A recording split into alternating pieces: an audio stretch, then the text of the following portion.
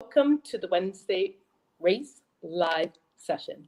First, we want to extend a warm welcome to those who are joining us for the first time this week. We really appreciate as we would like to extend a welcome back to those of you who have joined us before. So, since you're joining us, we want to just give you a little bit of context about this series. So, this is a series between raise the awareness of coaching and education, and the Bella and Bella Productions Foundation. I'm Gina Nelson, who I am the founder and chief creative director of Bella and Bella Foundations. And our platform is really about supporting and nurturing strong communities of women. And why we've paired with race for this series, this is our third iteration, so thank you for joining us, is because we both believe that individuals can not only inspire, uplift, and empower themselves, as well as have a strong impact on others. Today we have two special guests, Sandra and Patishta, who are going to be part of our third series, which is titled Growth as a Pathway to Healing. So I want to say a warm welcome to those of you listening in the background, as well as to our two guest speakers. So Sandra, can we start with you, and can you please introduce yourself? Yes, we can. It's okay. My name is Sandra, as Gina said. First of all, at this moment, I'm a mother. I have a son. I came from Portugal. At the moment, I'm living in Dubai. And here, my life changed a little bit. I got sick when I arrived to Dubai. I had cancer, and that just turned everything upside down. And then back on the foot again, if I may say like this. So this journey brought me to writing a book about what happened, about my personal growth. The book is called The Dance of Life, if you want to check later. And what I do now is I work especially with ladies, individual or group. If they have a problem, usually it's a deep pain that comes from life, from cancer or from a divorce or from a relationship, and then we try to work on it and overcome. And that's why it came the growth as a pathway for healing. Why do I work like this, and what is my background? Why do I speak about this? I'm a teacher from profession. I'm a psychologist. I'm a practitioner from traditional Chinese medicine. And along the years, as I was getting contact with persons, behind every healing, behind everything, I found always a pain. And it was the pain that developed everything. So my background is always working with people and try to uncover the pain that it's behind of what's happening in the present moment in life for everyone. I work from Dubai now, but that's me now. I'll pass my time now for Pratishta if she wants to speak a bit about herself. Okay, thanks, Sandra, and thanks, Gina, for calling me here. So, about me, I'm currently working as a leadership wellness coach. Specifically, I help leaders who are suffering from chronic anxiety and panic attacks to lead an anxiety free life. Where I am coming from, well, I'm an engineer and an MBA by qualification, and I was working as a data science consultant in an MNC for long period of my life. And throughout those periods of my corporate life, I realized that things were not as I wanted to be. On the surface level, everyone was like, "You are having the perfect job, you are having the highest, like, it's called the most sexy job of today. If you are in data science, working in artificial intelligence, and that too in an MNC. Uh, and I had a perfect family for people. I had my husband and my in-laws. They are very supportive. But it was all on the outside. Inside there was like a different me, someone who was struggling day and night, working 16 to 17 hours, suffering from anxiety. And there was a point in time where I just had to stop. And as we'll go out about in our session, I'll share what happened. But that was a time where I started understanding what is happening to me. Why is it happening to me?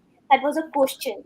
And this journey started in 2018, where I quit my job and I started on this process of healing and towards growth.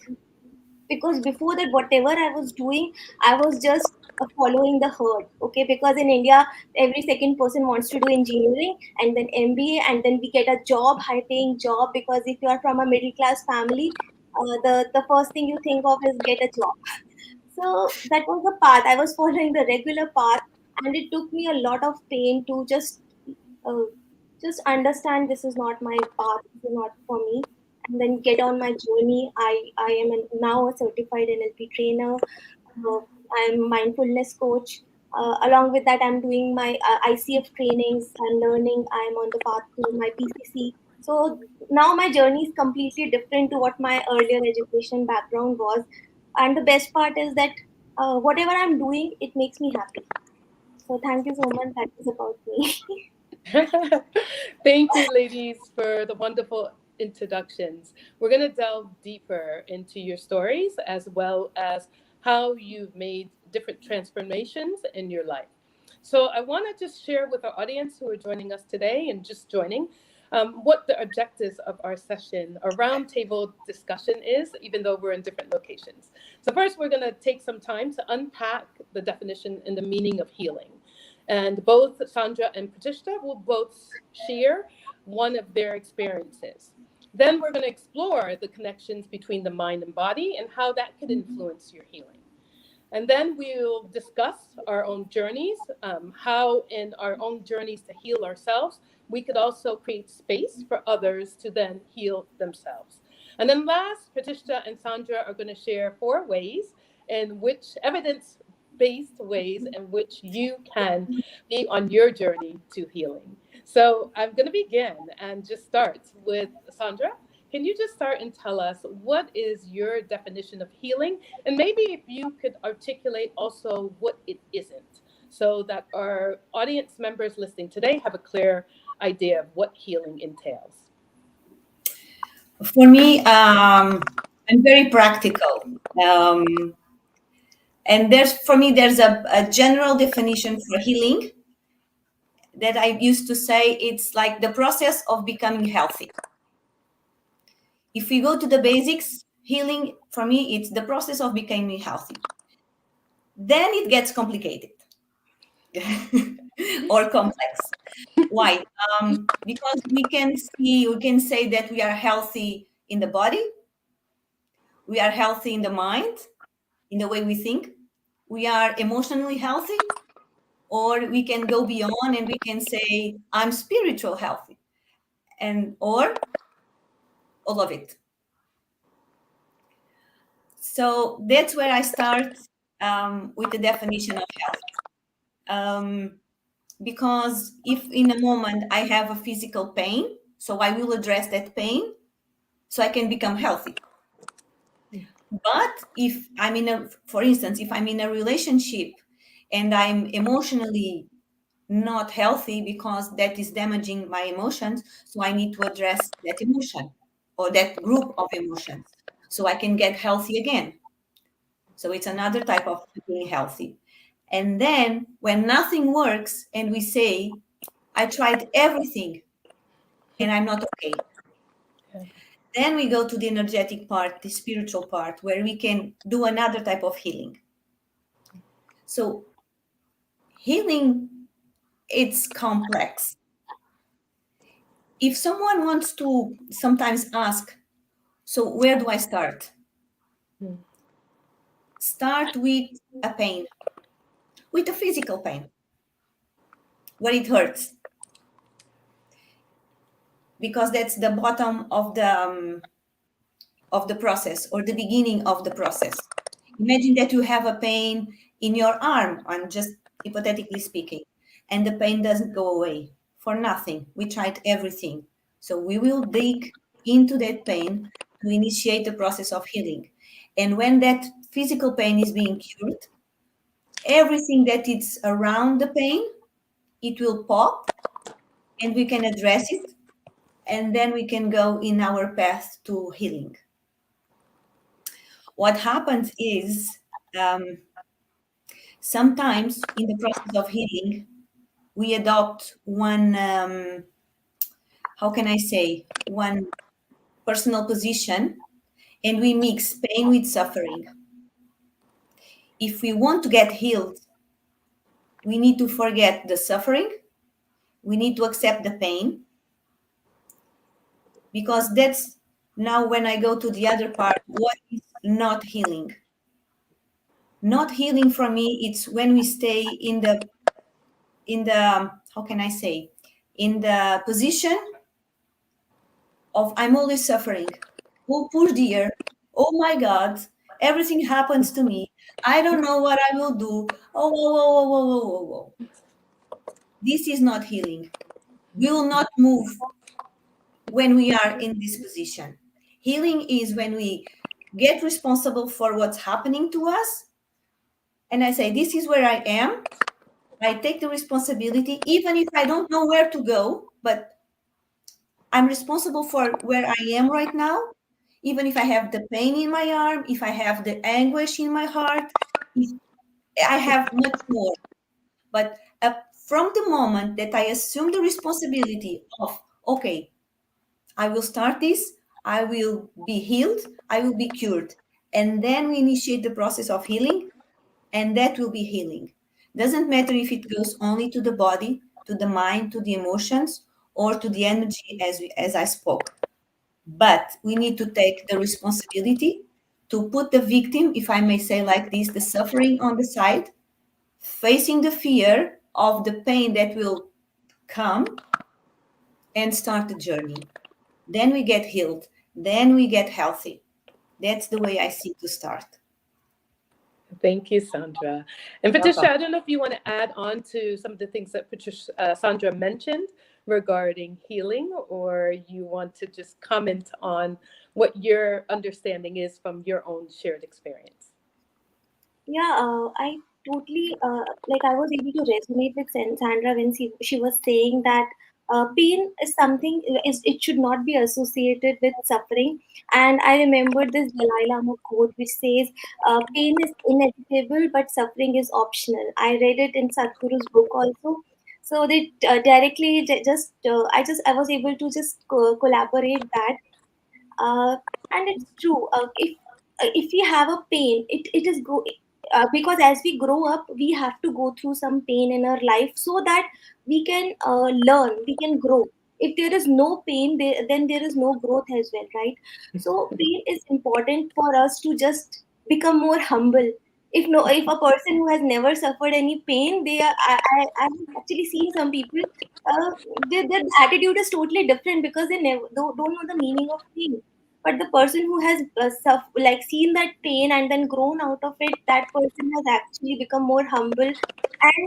And something that I want to add on is healing starts when we starts operating from a point of love.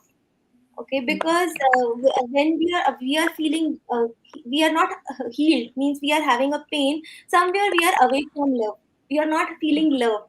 If you see, the most basic emotion that we need is love. Either it's love from others or from ourselves. And if you really want to heal, as you go on that journey, you start experiencing more love and you start operating from that point.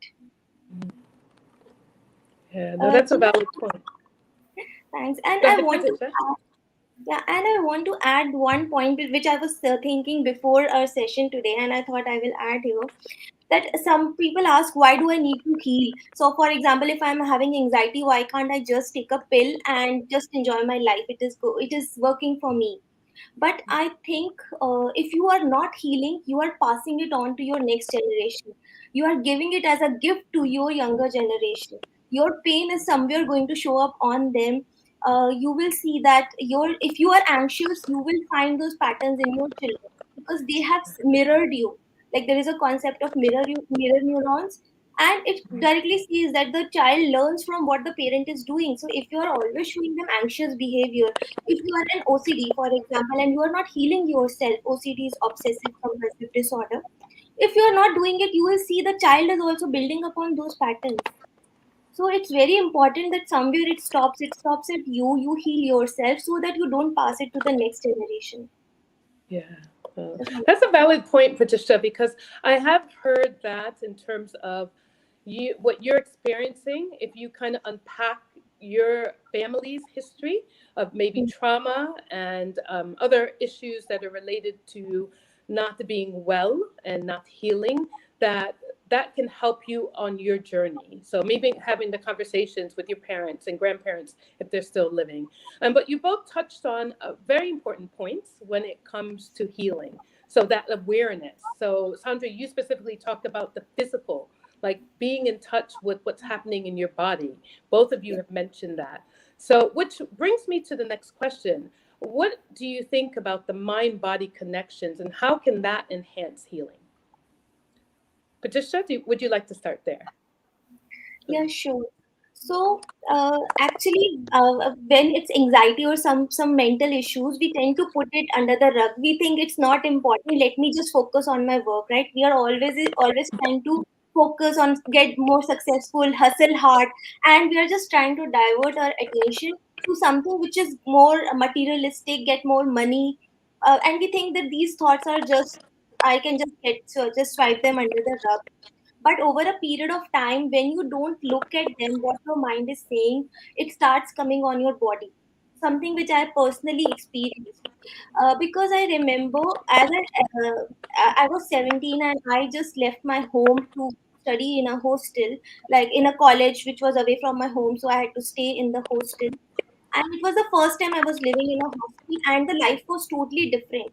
And from there, I started experiencing anxiety, but I would always put it under the rug, thinking that, oh, Pratisha, just focus. You need to grow. You need to be successful. Let people make the comments they are making. Once you will be successful, everything will just settle down. Like that is what my process was. So I was just studying and growing, and there came a point when it started impacting me, my physical body very very much. Like in the beginning, as I told you, there was a point where I had this started having frozen arm, so my arm would not move. Specifically my left arm, it would like just get swollen this much, and the doctor said that this is just small nerve issue. But then there was one night where it was paining so badly, it was just not moving, and I had to go to hospital. And that time, the doctor told me that maybe it is stress, but let me do an ECG. And you know, that time I felt the moment he's going to do an ECG, he is going to do angiography. He'll put a stunt in my head, in my heart, and I have to live with those medications for the rest of my life because my anxious brain was telling me what the end is going to be. And that time I just got panicked and I shouted at him that let me go to my house. I just don't want to stay here. And that entire night I was crying, thinking what is happening to me. That pain, physical pain, started like helped me introspect. What am I doing wrong in my life? What I need to improve? Why is it going wrong? I'm trying to be good to everyone, not saying no. I'm trying to do, even if I don't like the work I'm doing, I'm trying to do it because it's something I must do. And from that awareness, from that pain, this journey started, and I started learning from mentors and coaches. That time I seeked help. If the physical pain would not have come at that time, maybe it would have taken me more years to start my healing journey, and it would have been a bigger problem, maybe real heart attack. I don't say it does happen with people. As I'm talking to a lot of people these days, I hear them telling the problems they are facing because of their anxiety. Few days back, I had a person who was telling about IBS. He was having irritated bowel syndrome. Like to go to study that it is directly coming from stress. Okay, so somewhere stress needs to be taken care of if you want to get rid of IBS. Similarly, there are many diseases. If you don't take care of your anxiety and your stress, they come as big diseases. So somewhere you just the moment you have a small disease, just connect with your body, uh, and understand and start your healing journey. The sooner you do it, I think the easier it will be. Thank you for Patricia for sharing that. And it's true, like we know our bodies best. And sometimes just being in tune with our bodies, and there's great connections between that and healing. And Sandra, thank you, Patricia. Sandra, how would you say those mind body connections exhibited for you along your healing journey? I can see in in two ways. Imagine that here we have the body, and here we have the energy. So from the body until the energy, we can see our mental and our emotional in the middle. Okay. And I'm going to base this on the Chinese on the Chinese medicine principles. It's easy to understand. Um, we have the body down, and we have a pain. Chinese medicine says that we should address the disease before it's manifested in the body. So we should address the disease when she's in the energy level. But how do we know this? How do we know a disease is there if we don't have any physical manifestation? So we have to dig deep. We have, we say, how can I'm just missing the word, like signs. Imagine that we don't have a physical pathology instant. Or I'll give you my example. I had cancer. The cancer was in my body for a long time. I didn't know. But the signs were there before. If I would see the signs before, like mood swings, like some very tiny changes in in myself, I would be able to address it before. What happens is sometimes we are not aware of the small things that say something is there that you need to pay attention. So what happens is we just address when we come to the level of the body, and then we go up. If we are lucky to address when it's in the level up of the energy, we would save a lot of the diseases in the body. So this is a connection. If we see something in the body, we know that the mental is affected, we know the emotions are affected, and we know the energy is affected. If it doesn't reach the body, it's on the emotions or the emotional, sorry, and energetic. But when it comes to the body, that's why we need to go back. And that's why Patricia was saying she had the pain. The pain was the last call. It is for all of us. When we have physical pain, it's the last call for something that it's not working with us. And you can have a very easy way to see it. Imagine that you go for an exam, and you know everything. You are a perfect student for that matter. You know everything, you are super ready, but just before the exam, you start like, and you have to rush to the bathroom. Because you just flushed it, everything, all your emotions, all your mental, all your fears, everything, just go to your gut and you have to release it in a matter of speak. So this is what it should happen in the process of spiritual or mental body. We should, when it happens, we acknowledge until the bottom of the body and we release. Mm-hmm. When we don't release, we get pain. That's how I see the connection both ways. Yeah, valid points that both of you made in terms of being aware again, the awareness that something's taking place in your body that's not right. And Patricia, I know you specifically said it was, maybe expectations, maybe it's cultural expectations about what you're supposed to do in terms of your job, in terms of performing, but really being attuned to ourselves and our bodies. I want to ask both of you something. where would you say, because we know that emotions and the mind is very connected, what kind of techniques you've used personally in terms of managing, I don't want to say managing your emotions, but being able to channel your emotions in a way that will help you on your pathway to healing? So if you could share a technique that you currently use with our listeners today. So Patricia, can I start with you? Um, yeah, I use a lot of the techniques that I have learned from my mentors. A lot of visualization that helps me, um, and a lot of journaling. So don't write on the notepad, though I say everyone to write it. To confess, I cannot write on the notepad. My handwriting is really bad. If anybody would go back and read, they cannot. So I put it on my laptop or my phone. Whenever I'm feeling something, I put it out.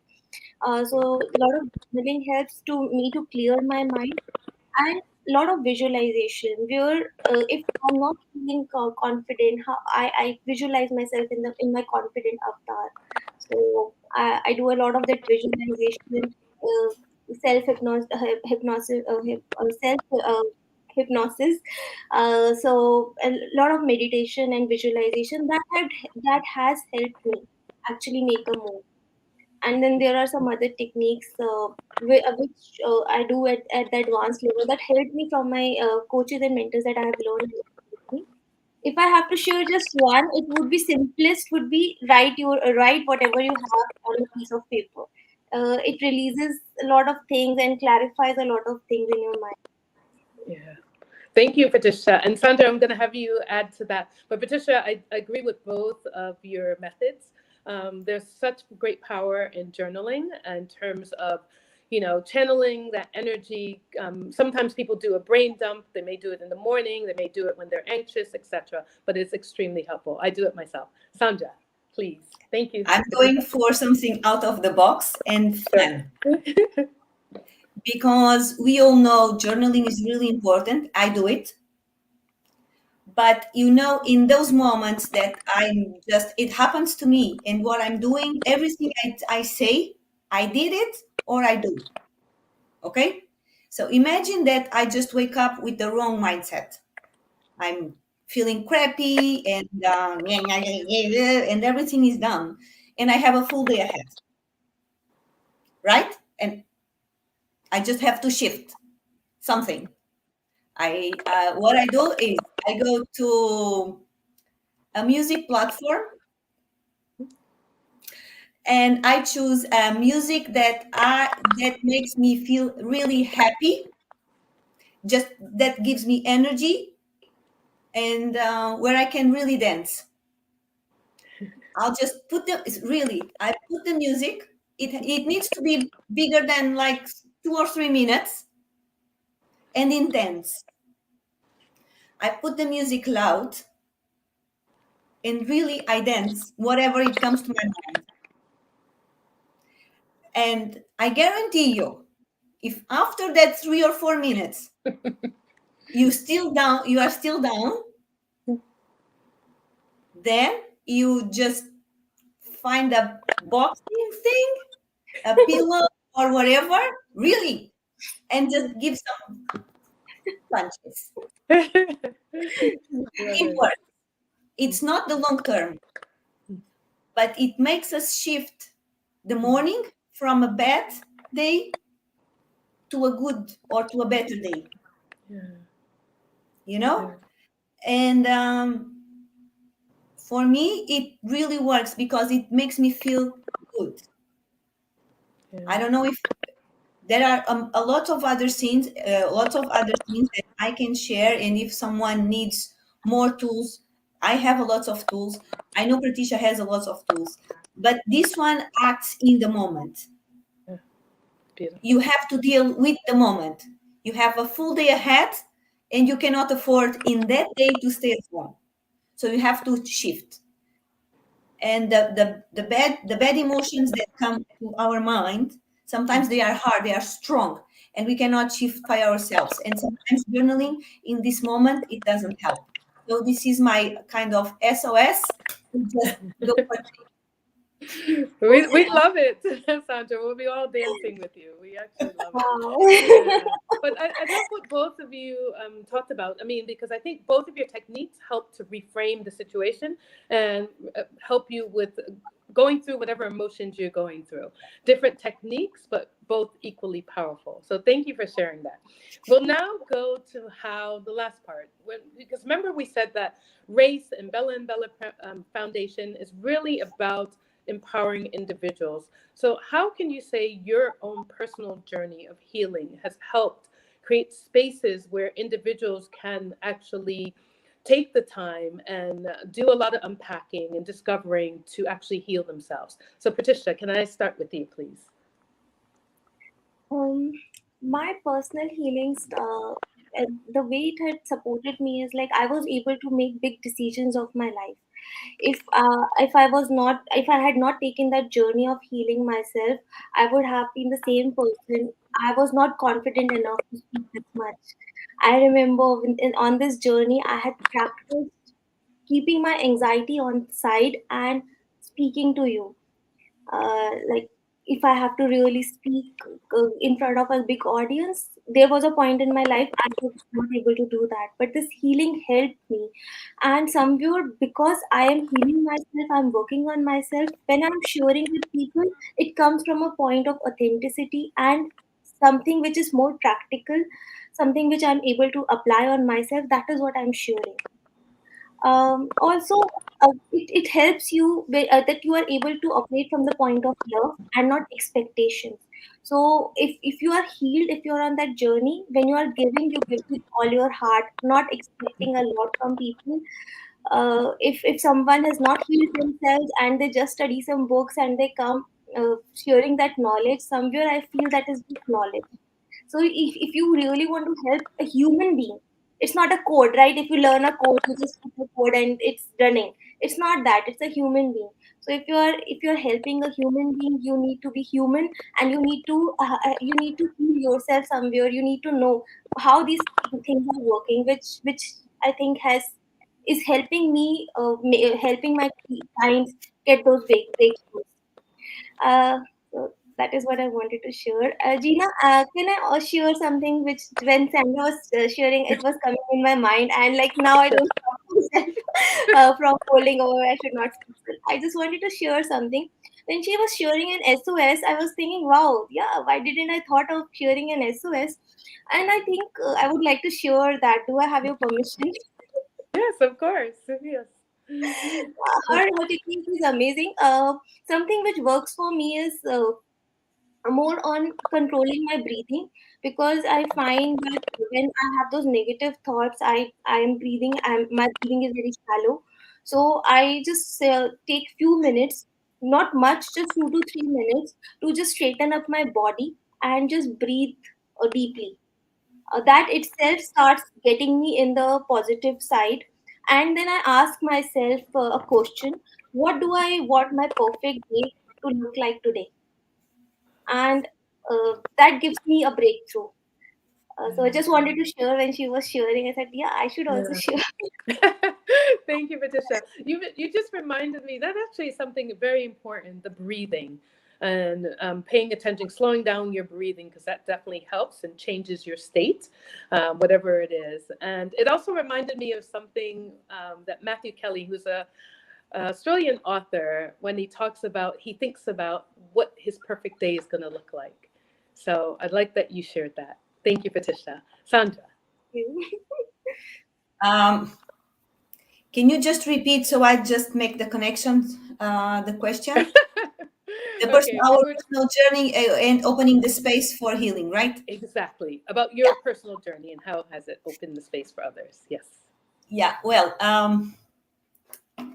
when this started, I didn't know I was using or these tools or what I would learn would be used as a tool to work with others or whatever. Um, so I have three things that it defined me in the beginning, and probably now you will see how I evolved from there, and you see what happened. When I was a teenager, I was like the invisible girl, always quiet, an introvert, very shy, and always on my place. I would be scared to death to speak. I just couldn't speak to more than one person at a time. I would be shivering and sweating and just be in the corner, back in the room. So this was me. One day I realized this was not being healthy for me because I was always anxious. So I decided to see, why is this happening? Why do I get anxious if I have to speak? We all have one mouth, so we all can speak. So why do I get anxious about it? So that's where I started to let me put myself out there. If someone addresses me, I will speak with that person and with one more. Even if it's just saying hello. And when I decided to do this, I said, oh my God, now this is coming to me and I have to say hello to another person. But I decided to face this. So this was one thing. So I changed from an introvert, from a shy person, to kind of a normal person that can have a social conversation, but never a speaker in my mind. But I say, let's go. Let's move on. Until the day I turned 18 and I got my driver's license. And I was, yeah, very good. And my mom and my dad, they were really amazing. And they offered me a very old car, but it was a car. And I said, yes, now I can drive. That was not good. Because I realized I was scared to drive to a place that I didn't know where it was, what it was, or what I was going to find. So I would not drive anywhere. I was really scared of everything that came as the unknown. And life started to give me lessons. I was living in a small town. I got a job in the big town. I was getting out late. I could not go in public transportation, so I had to take my car. Lesson. So I had to grow. In that place, I had to speak with a lot of people because they were sick with anxiety and da, da, da, da, da, da. So I had to speak with them to explain. So I was speaking, I was driving,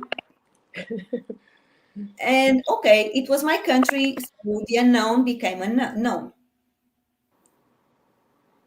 And then I had to go out of my country. And I had to learn different languages. And I had to drive in Morocco, where no one respects the rules that I was used to. So I had to face my fears again. And I had to grow. I had to speak with people from around the world, with different cultural backgrounds, from different countries. And it was not the end. Then I came to Dubai, one of the biggest cities in the world.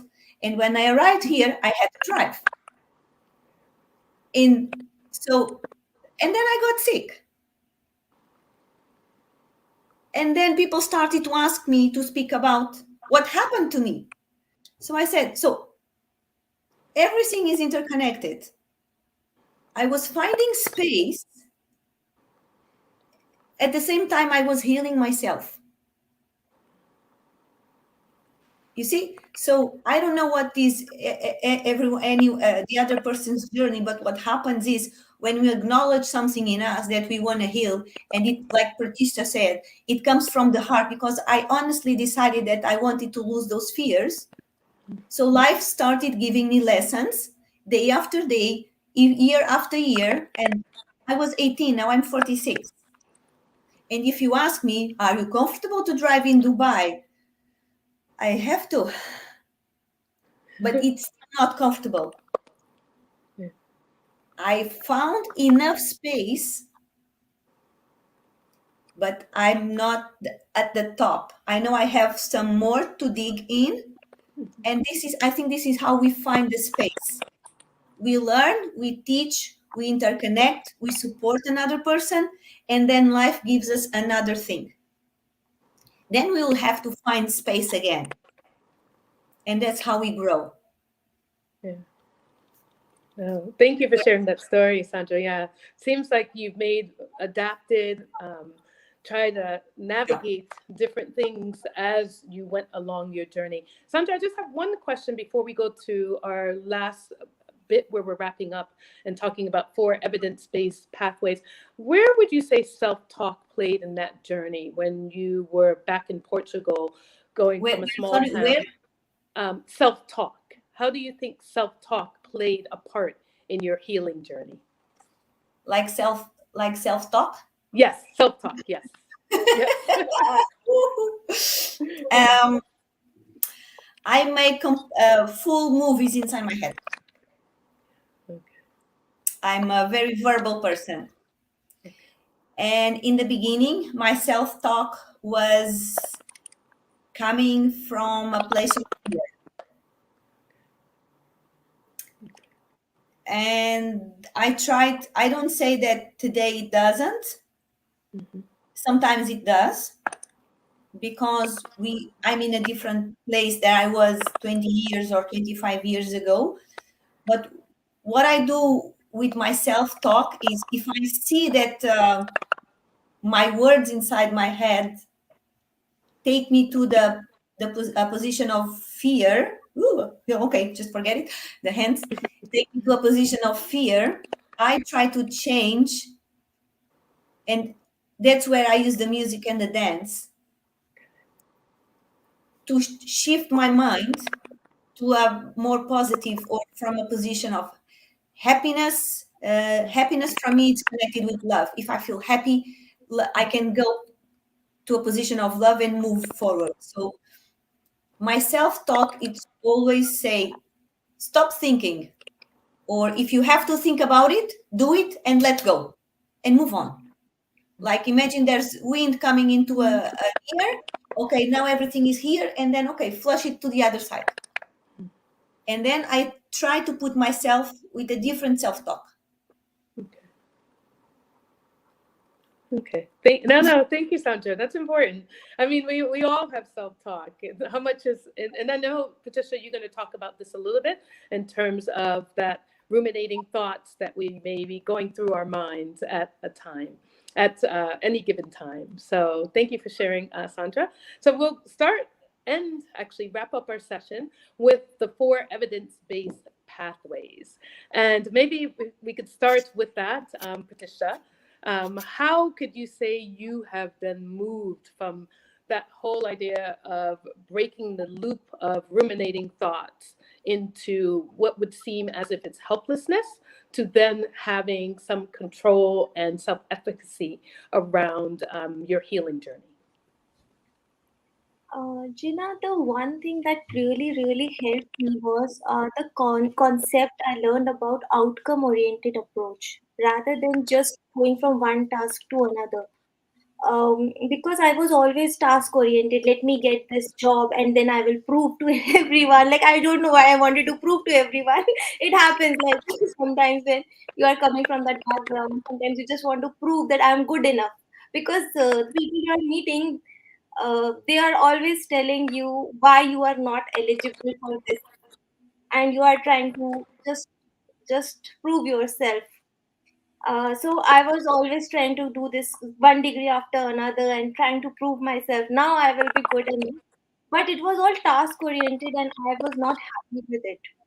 But the moment I started taking the other approach, which is purpose oriented, outcome oriented, why I am doing what I am doing, that one shift actually helped me make all those shifts. Because the moment I had a clear purpose, I know why I want to do what I'm doing right now, why I'm doing it, for myself, for my family, for the society. How will I contribute? How will it leave a legacy?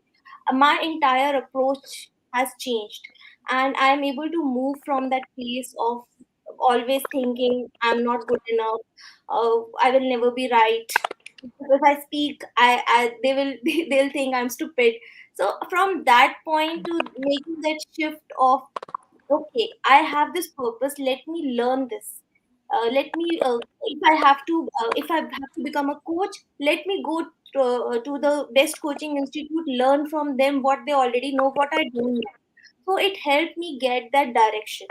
So one thing I want to share with the audience is like, have a purpose and then think what all things you need to do to approach that purpose to reach your ultimate goal. Because most of us plan our vacation, we are planning our day to day life, we are planning what phone we need to buy, but we never plan our own life, right? We are not planning our own life. So just sit down and make a plan for your own life, have a purpose oriented approach, so that you are not feeling lost after every problem.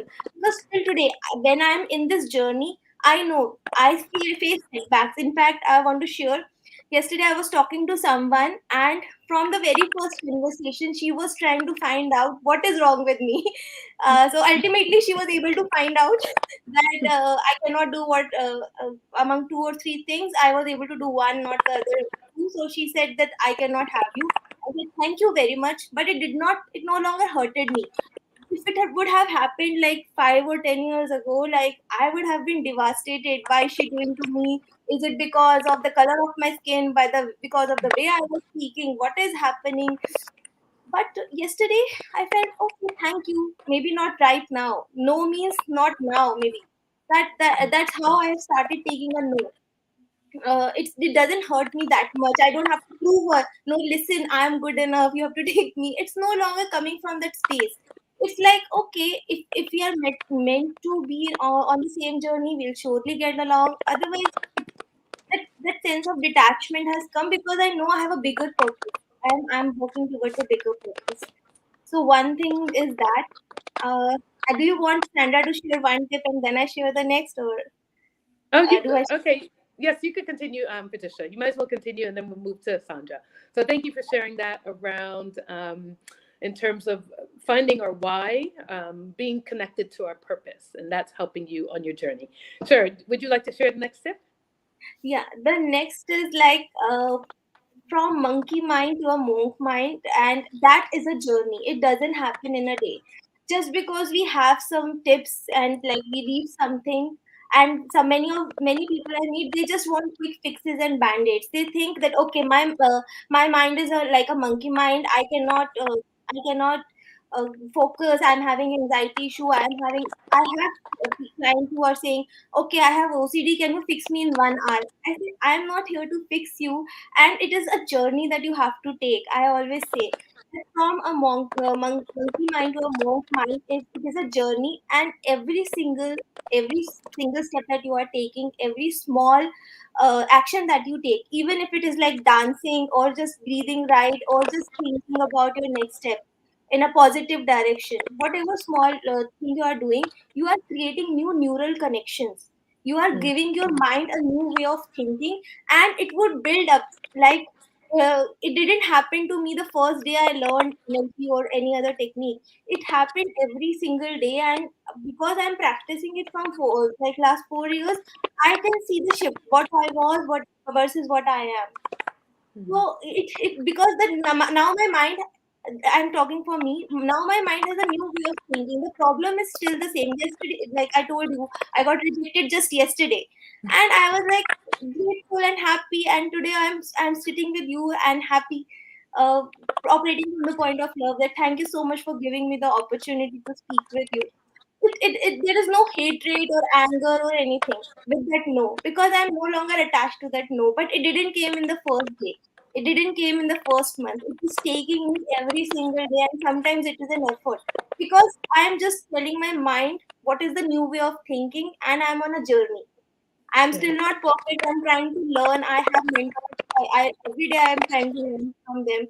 So that is what, take it as a journey. Won't happen in a day. Nobody will quick fix you. Nobody, even if they give you a band-aid, it doesn't work in the long run. So consider it as a long-term thing that you need to do.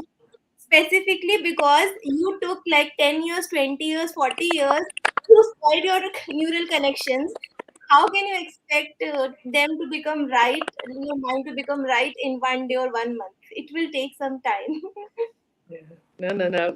I'd like that point, Patricia, that you mentioned about we're all on a journey. So it will take a process. It is a process, actually, this whole process of transformation and looking inward.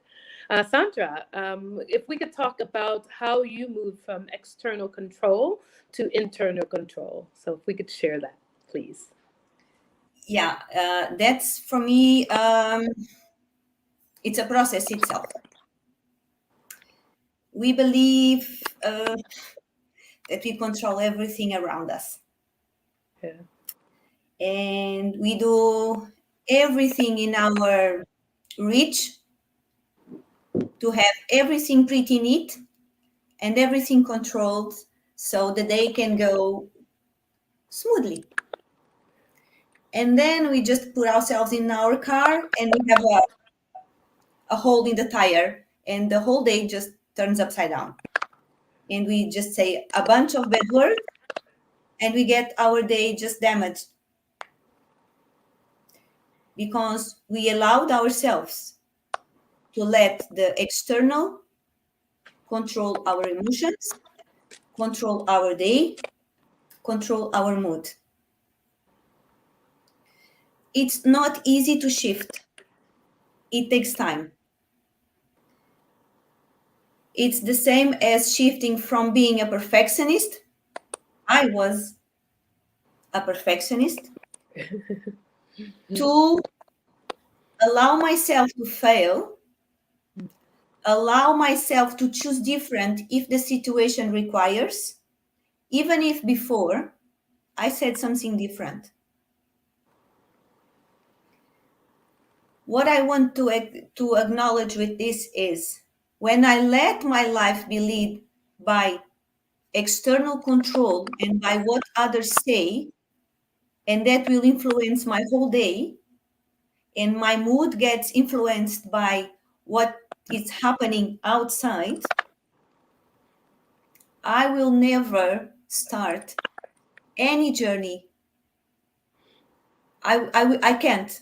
No one can, because we cannot control what's in the outside. Or the only thing we can control is how we feel about it, how we can act and not react.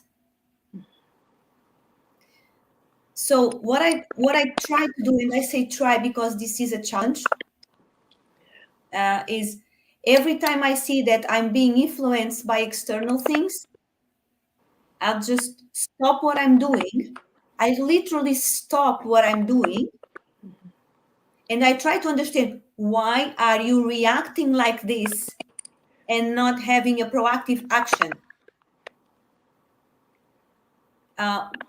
One time I was so into this, I didn't realize I was driving. I was anxious. I was furious about what happened. I was going to do something for a group of people, and I said, I cannot get there like this. I just can't. It's just the opposite of what I want, of what I stand for. So I literally, before I go inside, I park my car on the side. I got out of the car, I calmed myself down, and I said, shift. Where are you, Sandra? Where are you in this? Why did you let yourself go there? So I stopped, I shift, and I went inside. It was hurting, physically hurting. And I said, stop it, breathe, do whatever you have to do, jump, whatever, shift. You are in control, not others. But this didn't happen overnight. It takes time. So no one should blame themselves if they are not where they wanted to be on the process. And then that where it comes the second one. That for me, it's the second tool. It's the fear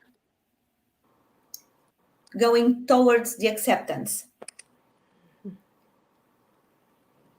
So when I'm in the position of letting everyone control and the external control, I'm in a position of fear. I'm scared of everything. I'm scared of what are they going to say. I'm scared of the consequences. I'm scared of the pain. I'm scared of my boss. I'm scared of my parent. I'm scared of crashing my car. I'm scared of something. So I stop control, the fear comes. And then I freak out. We freak out. So we stop and we accept what's going on.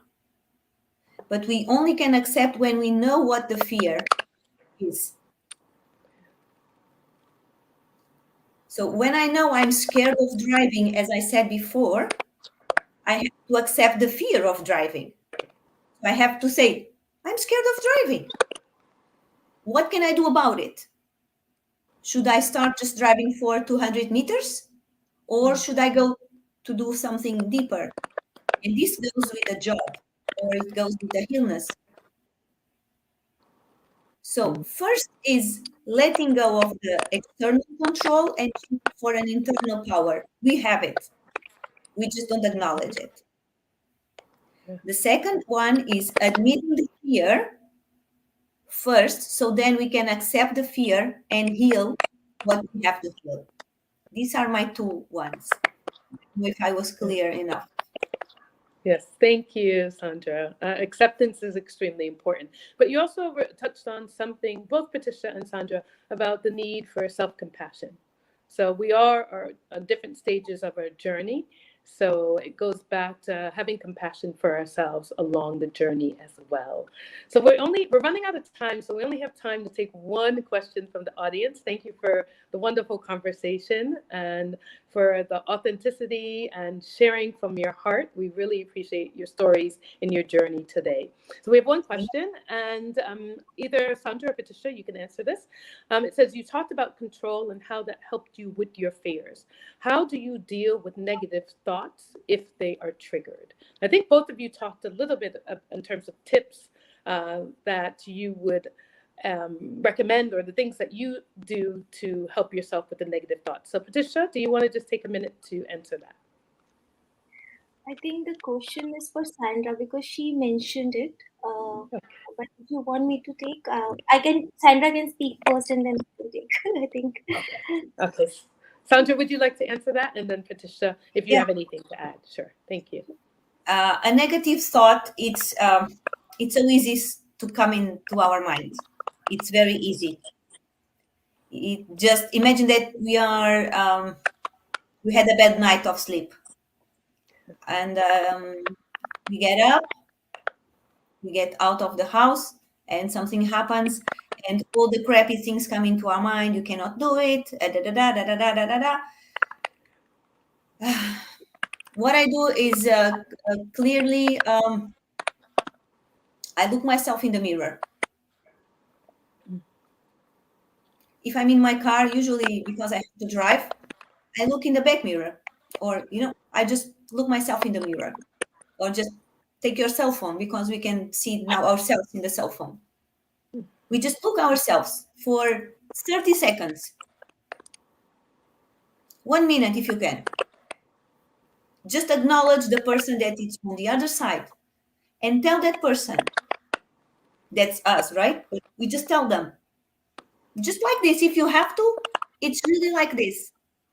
Hey, stop it. You are better than that. You reached this day.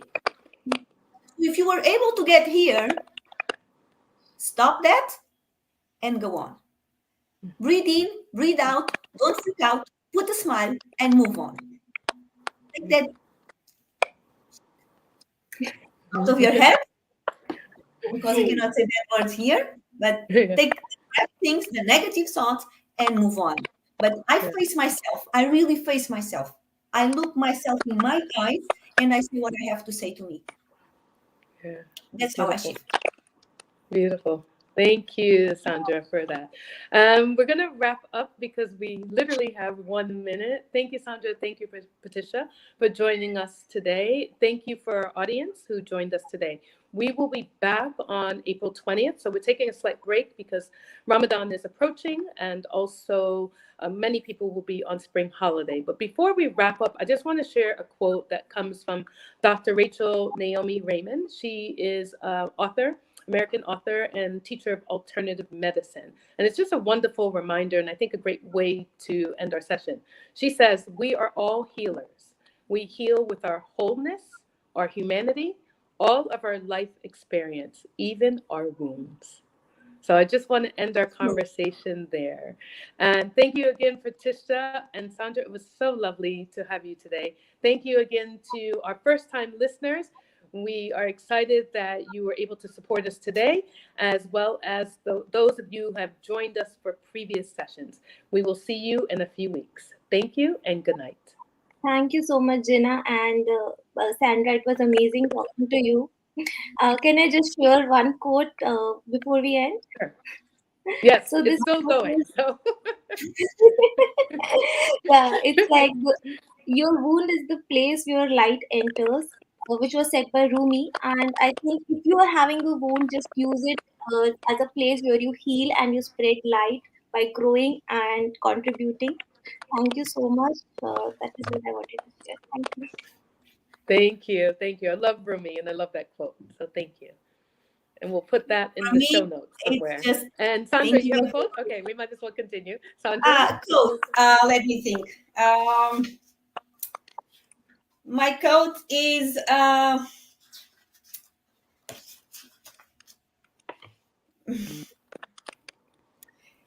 it's a quote about tenderness.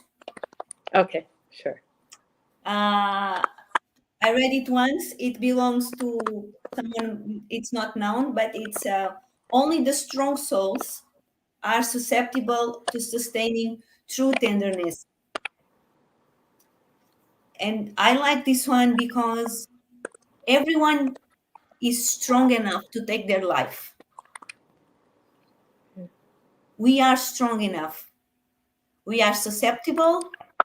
We are genuine people, all of us. So just accept yourselves, be yourselves. And healing comes, and we get these opportunities to meet ladies like you and to speak. So just be tender with yourselves and with others.